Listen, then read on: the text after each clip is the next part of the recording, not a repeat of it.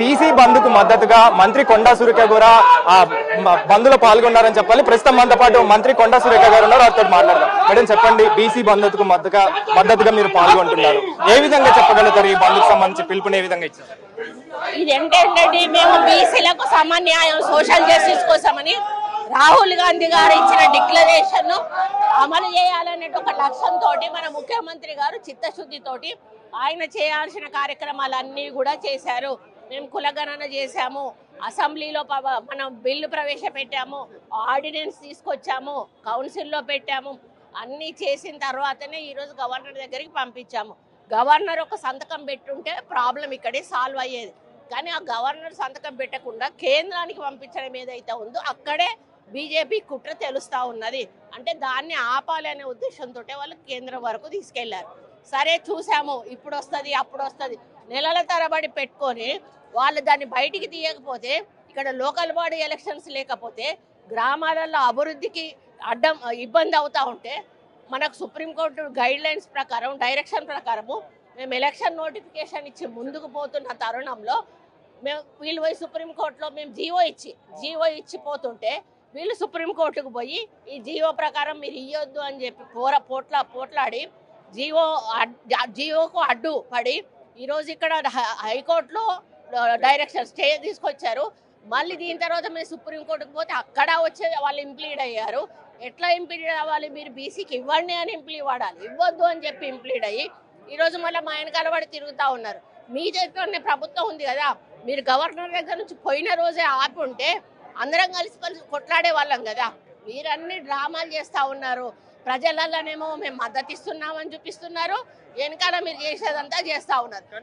మీరు చెప్తున్నారు గవర్నర్ దగ్గర ఆమోదం తెలుపకపోవడం, అదేవిధంగా కేంద్రానికి బీజేపీ పంపించడం, ఇదంతా కూడా కేంద్రం కుట్ర పన్నుతుందని. కానీ బీజేపీ నుంచి దీనికి సంబంధించి వాళ్ళు వేరే విధంగా కామెంట్ చేస్తున్నారు. చట్టపరంగా వెళ్తే ఖచ్చితంగా 40 అనేది అమలయ్యేదని చెప్పేసి. మీరు చట్టపరంగానే కాదండి, మేము ఏదైతే ఉందో చట్టం అనేది చేసేదే అసెంబ్లీ ఉన్ను కౌన్సిల్. మేము చట్టమే చేసినాం కదా, చట్టం చేసిన బిల్లు మిమ్మల్ని ఆమోదించడం అన్నా కదా, అది ఆమోదిస్తే అయిపోయేది కదా, అమలు అయిపోయేది కదా. మీరు అమలు చేయకుండా మళ్ళీ మా చిత్తశుద్ధిని ప్రశ్నిస్తారేంటి? మీకు లేదు చిత్తశుద్ధి, మీకు ఇవ్వాలన్న జ్ఞానం లేదు.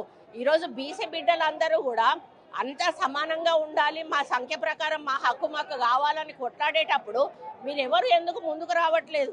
ఈరోజు బీసీ ప్రెసిడెంట్ మీరు ఎందుకు పెట్టలేదు? బీసీ బండి సంజయ్ని ఎందుకు తీసేశారు? కిషన్ రెడ్డిని ఎందుకు పెట్టారు?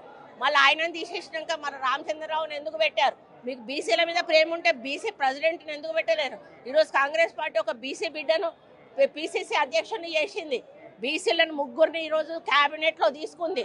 ఈరోజు మాకు చిత్తశుద్ధి బీసీల మీద ఉంది కాబట్టి ఈరోజు అన్ని సామాజిక వర్గాలు కాంగ్రెస్ పార్టీలోని అన్ని సామాజిక వర్గాలు మాకు సహకరిస్తూ ఉన్నాయి. కేవలం వీళ్ళు అడ్డుపుల్ల వేయడం వల్లనే ఈరోజు ఇది ఆగిపోయింది.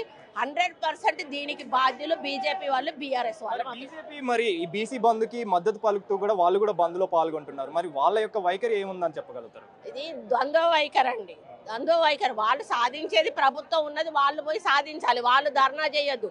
మేము ధర్నా చేస్తున్నామంటే మేము రాష్ట్ర ప్రభుత్వం మీద ధర్నా చేయడం లేదు, మేము కేంద్ర ప్రభుత్వానికి నిరసనగా ధర్నా చేస్తున్నాం. వాళ్ళు ఎవరి కోసం ధర్నా చేస్తున్నారు? వాళ్ళు రాష్ట్ర ప్రభుత్వం మీద చేస్తున్నారా, కేంద్ర ప్రభుత్వం మీద చేస్తున్నారా?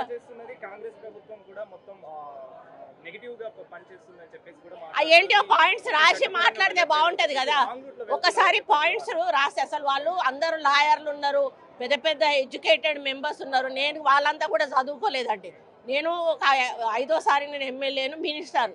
అసలు మనకు రూల్స్ రెగ్యులేషన్స్ ఏంటో మాకు తెలుసు, మరి వాళ్ళకి తెలుసో తెలీదో నాకు తెలియదు. చట్టం అనేది చేసేదే అసెంబ్లీ.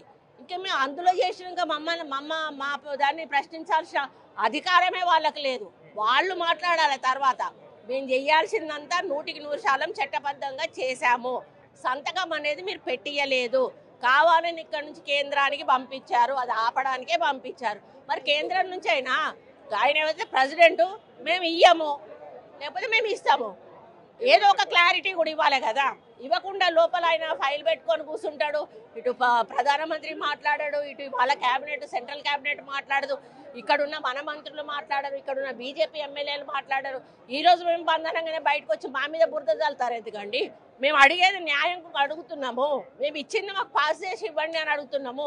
మేము వాళ్ళు చేస్తలేరనే కదా జీవో 9 రిలీజ్ చేసింది, లేకపోతే మాకు ఏం అవసరం చేయడానికి. ఈరోజు పోవాలి, లోకల్ బాడీకి పోవాలి అంటే కంపల్సరీ మేము రిజర్వేషన్తో పోవాలి, మీరు ఇస్తలేరు. అందుకని జీవో 9 తీసి మేము పోదామని ప్రయత్నిస్తే దానికి కూడా మీరు అందులో ఇంప్లీడ్ అయిపోయి మీరు ఇవ్వడానికి వీల్లేదంటేనే కదా హైకోర్టులో ఆగిపోయింది, సుప్రీంకోర్టులో ఆగిపోయింది. మళ్ళీ మా చిత్తశుద్ధిని మీరు ఎట్లా ప్రశ్నిస్తారు? 100% ఇక్కడ దొంగలు బీఆర్ఎస్ వాళ్ళు, బీజేపీ వాళ్ళు. బీసీ మహిళగా మీరేం చెప్తారు? అంటే బీసీలకు అన్యాయం జరుగుతుందని చెప్తారా, ఏం చెప్తారు? బీసీలకు అన్యాయం బీజేపీ వల్ల జరుగుతుంది, బీఆర్ఎస్ వల్ల జరుగుతుంది. కాబట్టి బీజేపీ బీఆర్ఎస్ రెస్పాన్సిబిలిటీ తీసుకొని కేంద్ర ప్రభుత్వంతో ఈ జీవో రిలీజ్ చేయాల్సిన బాధ్యత వాళ్ళ మీద ఉంది. చివరిగా హైకోర్టులో స్టే ఇచ్చిన తర్వాత సుప్రీంకోర్టుకి వెళ్ళారు, ఇప్పుడు సుప్రీంకోర్టు కూడా హైకోర్టులోనే తేల్చుకోవాలని చెప్తున్నారు. సో మీ యొక్క కార్యాచరణ రూపకల్పన ఏ విధంగా ఉంటుంది? అంతా కూడా ముఖ్యమంత్రి గారితో చర్చించి కేబినెట్ అందరి బీసీ సంఘాల నాయకుల అభిప్రాయాలు తీసుకొని ముందుకెళ్తాం. అది ఒంటరిగా నేను చెప్పే విషయం కాదు.